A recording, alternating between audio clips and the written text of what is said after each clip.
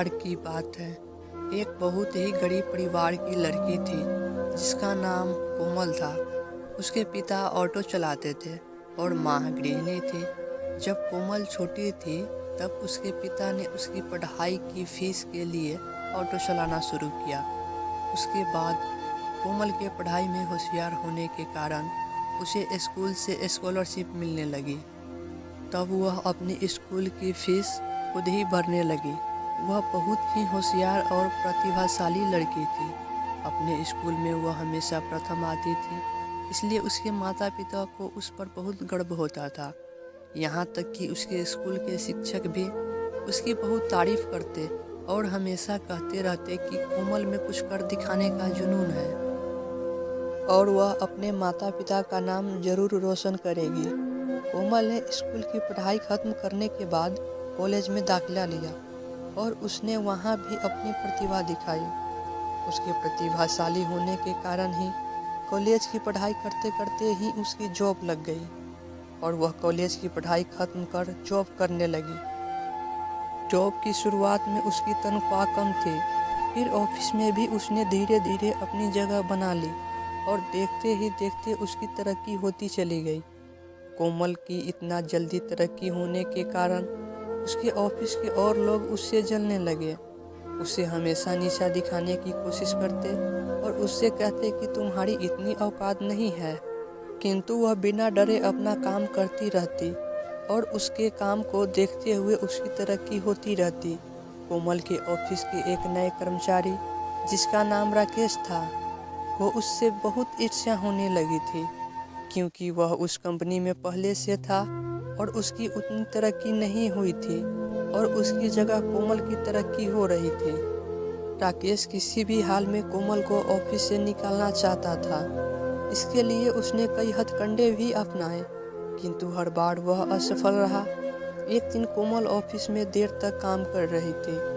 उसके ऑफिस के सभी लोग एक एक करके घर जाने लगे और वह अकेले ही ऑफिस में काम कर रही थी।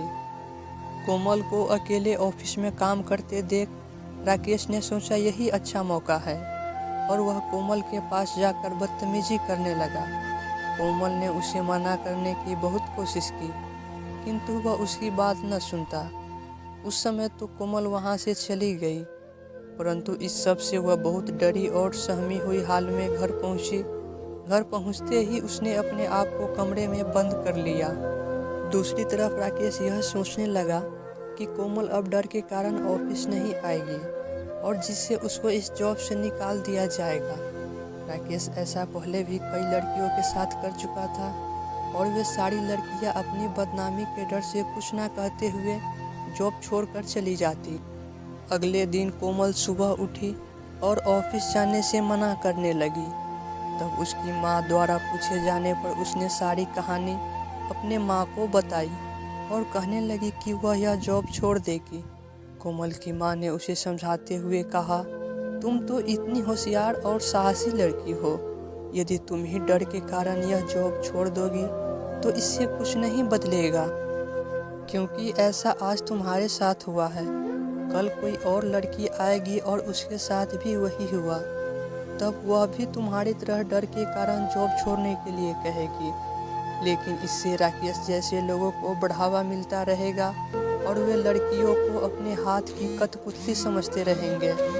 कोमल की माँ ने कोमल को ऑफिस जाने के लिए हिम्मत देते हुए कहा कि तुम्हें ऑफिस जाना चाहिए और उस आदमी का सामना कर उसके खिलाफ लड़ना चाहिए, ताकि तुम्हारी जैसी कोई और लड़की को इस मुश्किल का सामना न करना पड़े।